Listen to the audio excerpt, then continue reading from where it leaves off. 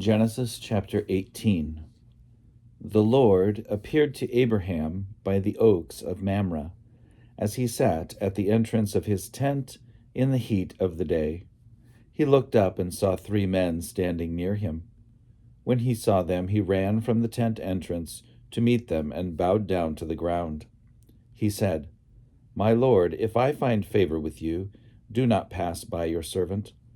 Let a little water be brought, and wash your feet, and rest yourselves under the tree.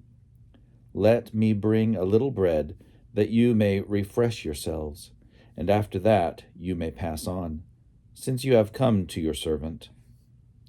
So they said, "Do as you have said." And Abraham hastened into the tent to Sarah and said,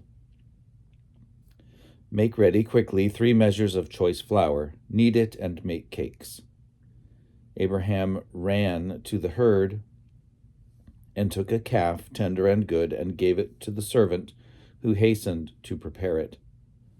Then he took curds and milk and the calf that he had prepared and set it before them. And he stood by them under the tree while they ate. They said to him, "Where is your wife Sarah?" And he said, "There, in the tent." Then one said, "I will surely return to you in due season, and your wife Sarah shall have a son." And Sarah was listening at the tent entrance behind him. Now Abraham and Sarah were old, advanced in age. It had ceased to be with Sarah after the manner of women.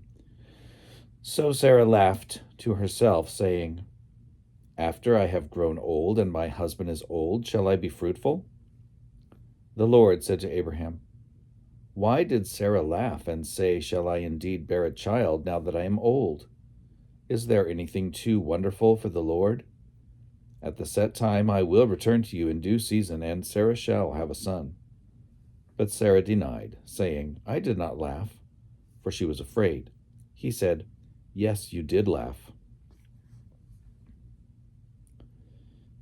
Then the men set out from there, and they looked toward Sodom.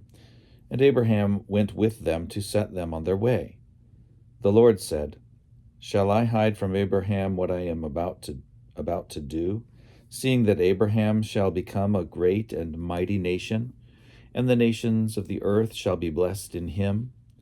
No, for I have chosen him, that he may charge his children and his household after him to keep the way of the Lord by doing righteousness and justice, so that the Lord may bring about for Abraham what he has promised him."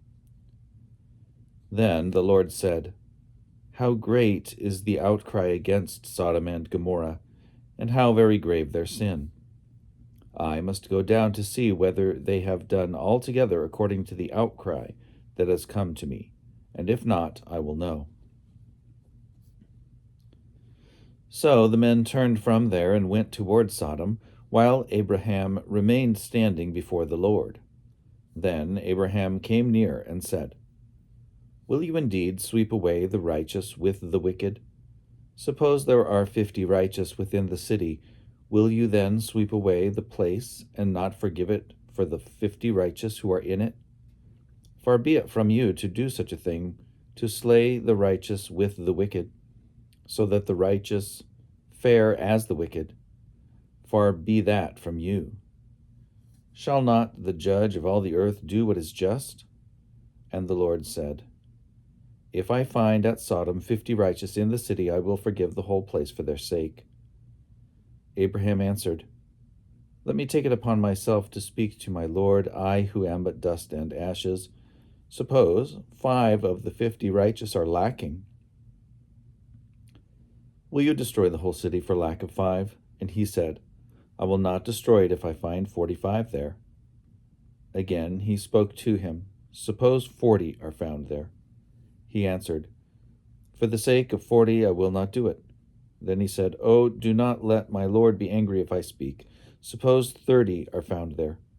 He answered, "I will not do it if I find 30 there." He said, "Let me take it upon myself to speak to my Lord. Suppose 20 are found there."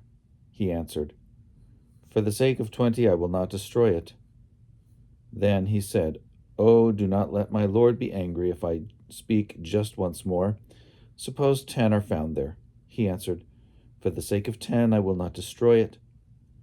And the Lord went his way when he had finished speaking to Abraham, and Abraham returned to his place.